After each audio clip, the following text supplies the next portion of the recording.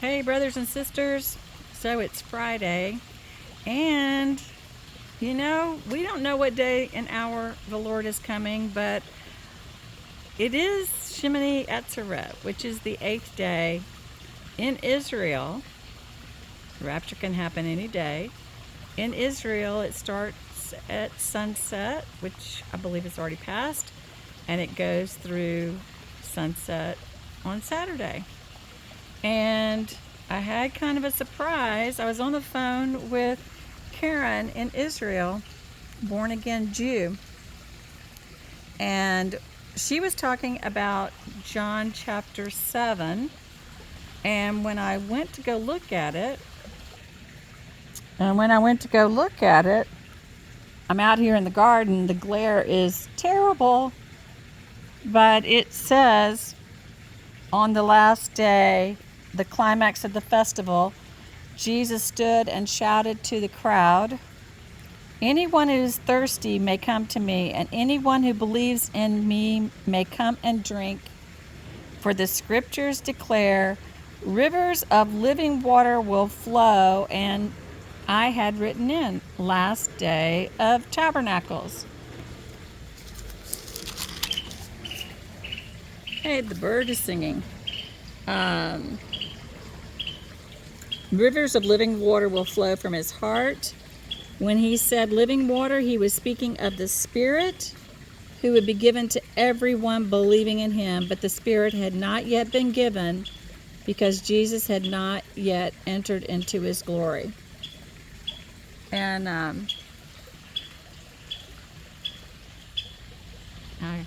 y'all can see that is a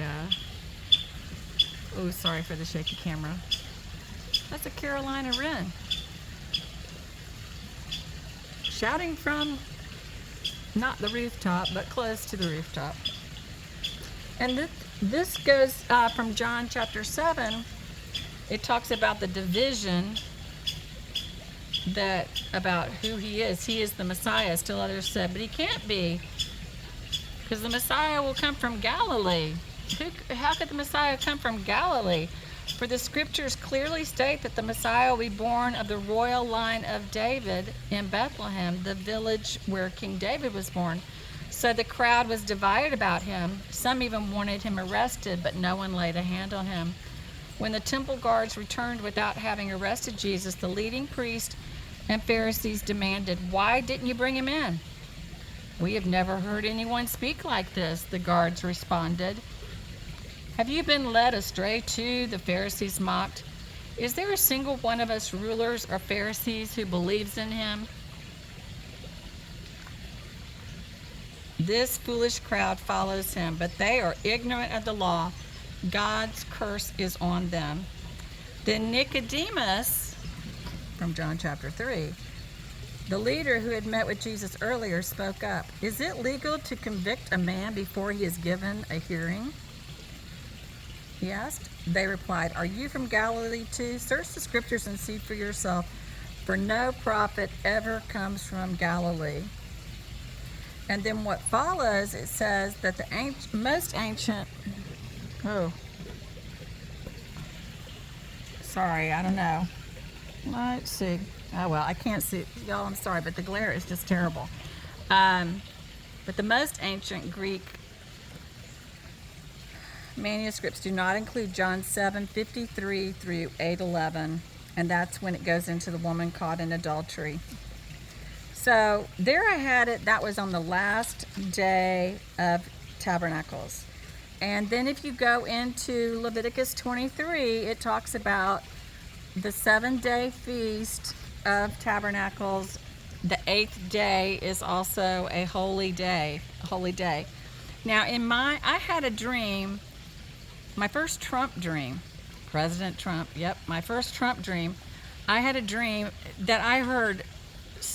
In the dream, he was standing overlooking a bridge that he was constructing, and I was standing there with some other ladies, and we were kind of laughing at him because he was so proud of himself.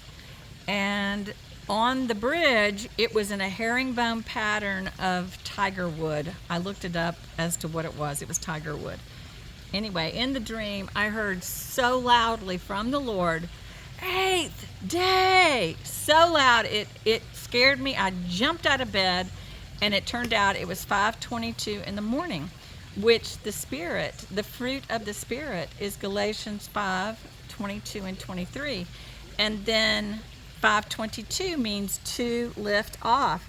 So I try to stay focused on looking for the rapture every 3 to 8 days is the way I look at it. Well, as we were getting ready to read Proverbs 27, and when I opened up, I just happened to open up to Proverbs 8. Well, first it has Proverbs 6 and 7, the woman in adultery. I'm really, I don't even know if I'll even put this video up, but in Proverbs 8, listen as wisdom calls out, and I had prayed for my husband on 10/9 of 2010. I call to you, to all of you. I raise my voice to all people. You simple people, use good judgment. You foolish people, show some understanding. Listen to me, for I have important things to tell you. Everything I say is right, for I speak the truth. I detest every kind of deception. Of course, this is wisdom talking in Proverbs 8, but look at here. I don't know. Can y'all see that? Oh, goodness. It's really, it's hard for me to show. But it excited me because I just happened to open to this, and there I had written 10:22,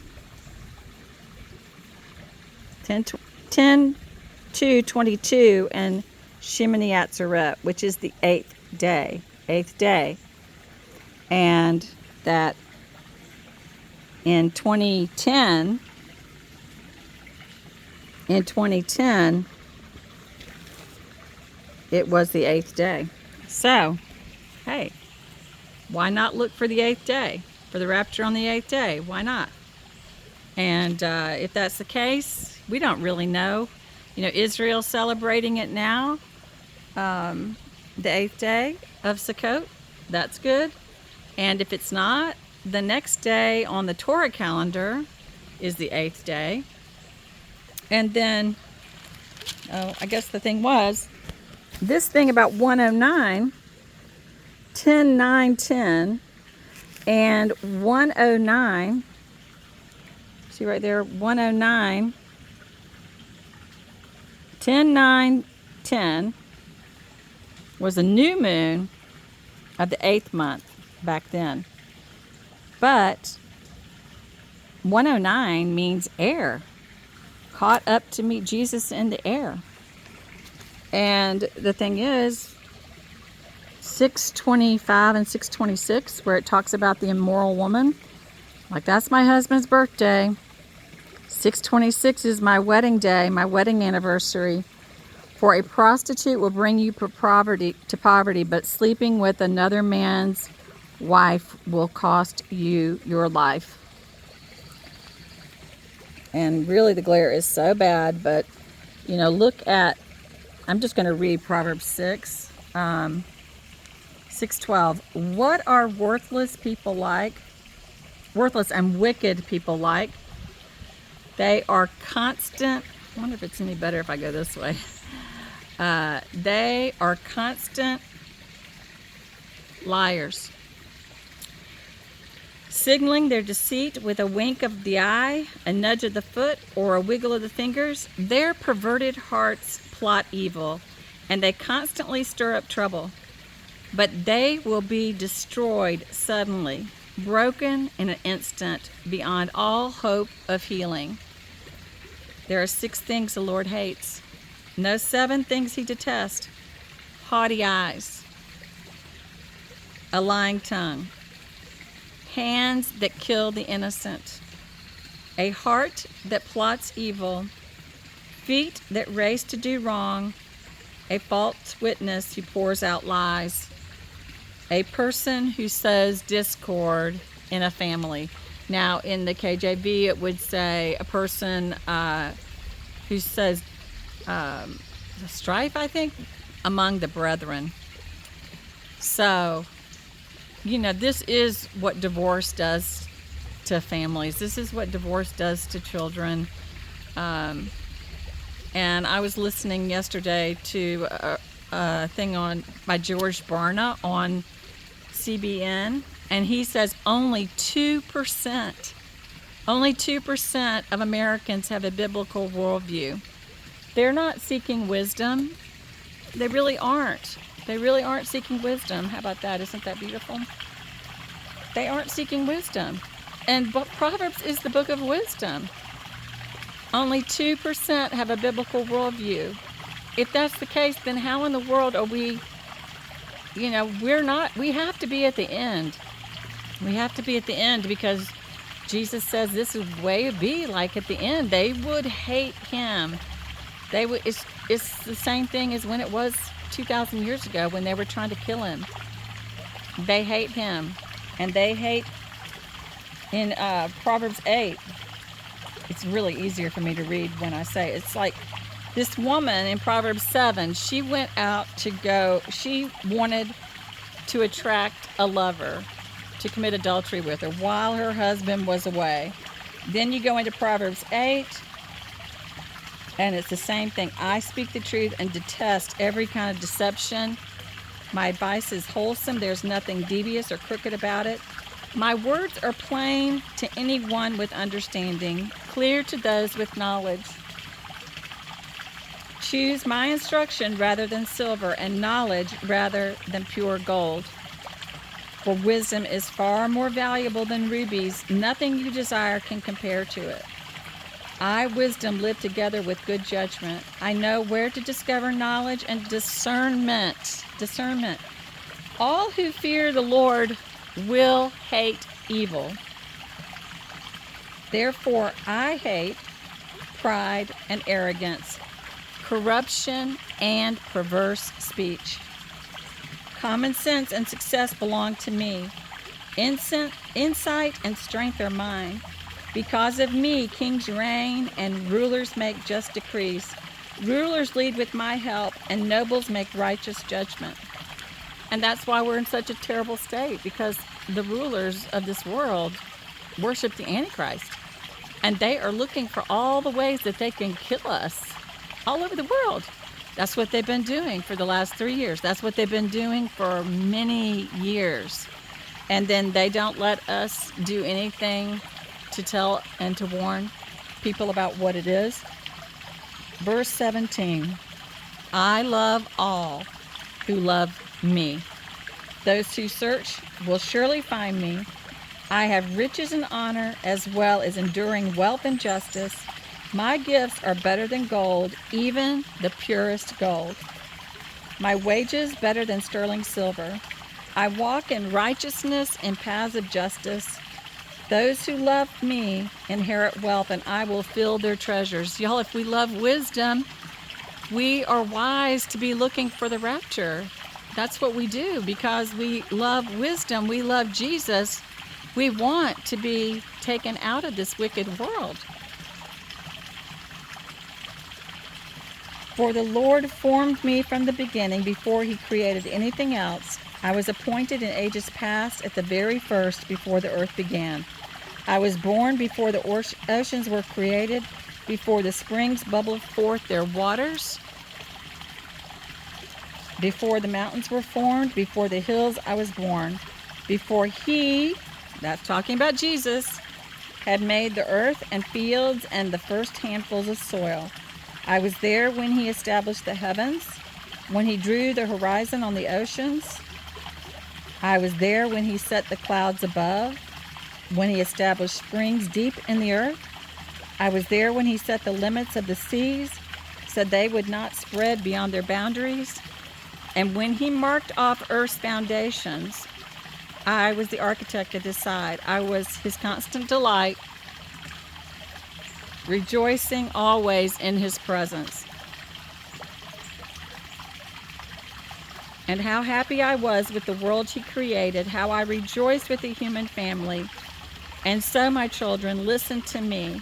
For all who follow my ways, I'm not talking about me, I'm talking about listening to the Lord through wisdom. All who follow my ways are joyful. Listen to my instruction and be wise. Do not ignore it. Joyful are those who listen to me, watching for me daily at my gates, waiting for me outside my home. For whoever finds me finds life, and whoever receives favor from the Lord. But those who miss me injure themselves. All who hate me love death. And that is grace. You see that? That is grace. Loving the Lord. And then it goes on to basically talk about the wedding supper, it seems. So, and we know in Proverbs 9, it also says, don't bother correcting mockers, they will only hate you, but correct the wise and they will love you. Instruct the wise and they will be even wiser. Teach the righteous and they will learn even more. Fear of the Lord is the foundation of wisdom. Knowledge of the Holy One results in good judgment. If only 2% of people have a biblical worldview, they do not have fear of the Lord, which is the foundation of wisdom. They do not have good judgment. They do not know Jesus. Wisdom will multiply your days and add years to your life.